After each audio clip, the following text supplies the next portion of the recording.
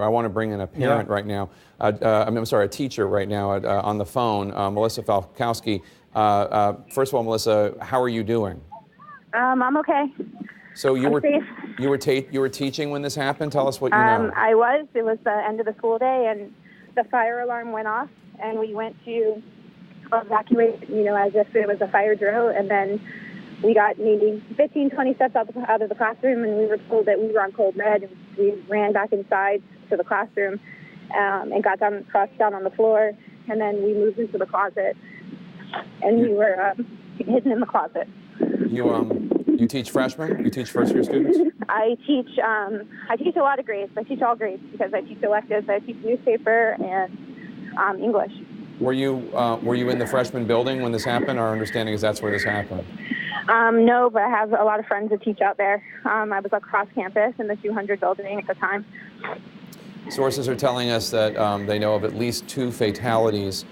We talked to a student, Caden Hanafi, earlier, who said that that those 2 fatalities were visible under tarps as students left the building. A friend of mine teaches on in the freshman building, and she said that as she was leaving, that there were bodies on the floor. So I don't know who it is, and I don't know why, but I mean, this is the type of situation that we just had a training about this, not maybe like 6 weeks ago, about how to deal with this situation. If we hadn't had that training, it could have been, a lot worse. In fact, a lot of us probably thought that this was the drill that we were supposed to have, this semester to practice. And it wasn't. It was a real thing that. Melissa, I hate to even ask this question, but your friend who said that he or she saw bodies, did he or she say how many bodies she saw? She said she saw 3. She saw 3? Yeah.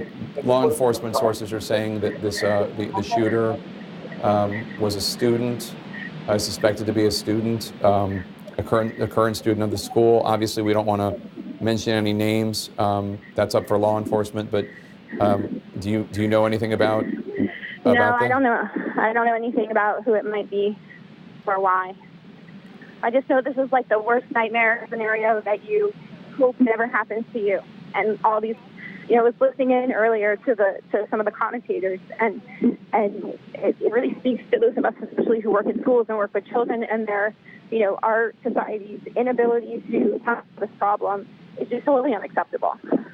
Well, it's pretty clear that we're failing our kids here, and I'm not saying that the solution is one thing or another, but obviously this does not happen in other countries the way it happens here. Society failed those people today. How are the kids that you were teaching? How are they doing? They're doing okay. They're holding it together. It was a little bit more stressful and harder.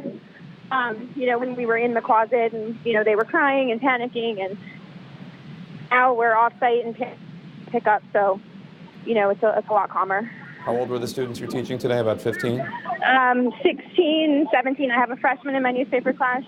She's, 14 or 15. What, how many students did you have to take back to the classroom and put in the closet? I managed to put 19 kids in the closet with me. How long did you have to be there? Less than a minute. Oh, less than a minute, then you were cleared pretty quickly. No, we were in the closet for probably 40 minutes. Oh, 40 minutes, okay. Like, we were locked in the closet until SWAT came and got us and took us somewhere else, and then took us somewhere else. And now we're, standing out on the street, and kids are, finding their parents. Well, those kids are lucky they had you. That must have been a horrible experience. Yes, it was horrible. And then as a teacher, you have to put on a brave face. Yeah, which is very difficult. When no doubt you were pretty scared. Yeah. I think I have to go now because I have students that are getting picked up, and I'm responsible for them. So. Melissa, thank God for you, and those kids are lucky they had you, and thanks for talking to us.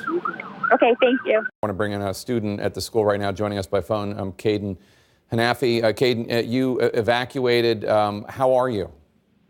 I'm perfect right now. I'm being driven away from the school right now. You're with other students who were evacuated as well? Yes, I'm with a couple of other people. We're being driven by my mom. I'm with four other people, so 6 people in total in the car. You're a freshman? Yes, I'm a freshman. What did you see? What happened? Well, obviously, I wasn't in the building where the shooting happened, but we were very close, like literally one building away, literally a stairwell away. So we were first told to evacuate over the intercom. So we were leaving the building, and we came upon a stairwell with that led to the other building, over a bit of concrete pavement. And I heard 2 gunshots, and a lot of people were running out of that building, and the intercom spoke again and told us to code red, which is a lockdown. And what did you do then? We returned to our building in our room. We locked the door and we stood around.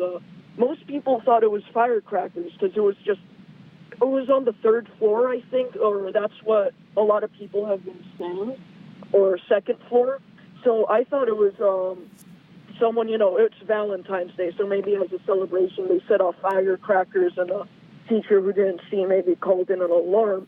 But then we started, CBS and all the local news stations started updating, talking about a situation. It went past, the time school ends, so people thought something was up, but we didn't know it was a shooting until we were told, and until, reports started. I think they said, there estimated 6 people dead and 20 injured, and when people saw that, they thought it was a shooting, so. Yeah, we know that there are, according to the Broward Sheriff, 14 people who were shot and been taken to hospitals. We don't know whether they're dead or injured. And the fire chief did tell the Miami Herald that 1 person has been killed. A horrible day. I saw at least 2 people under tarps in front of the building that the shooting occurred. You saw 2 people under those blankets that they put people under after they've been killed? It was yellow, and they weren't moving and they weren't receiving attention, so I think they were dead. Could you tell if they were students or adults? One was a adult for sure. He was wearing a bit more formal attire, like stuff that teachers wear. And the other one, I think, was a female student.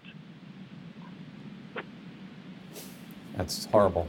I'm sorry you had to see that. It's fine. Your mom must be pretty happy that she has you in the car. Yeah, very much so. It's really a blessing to still be alive. Caden, we're glad you're okay. Thanks for calling us.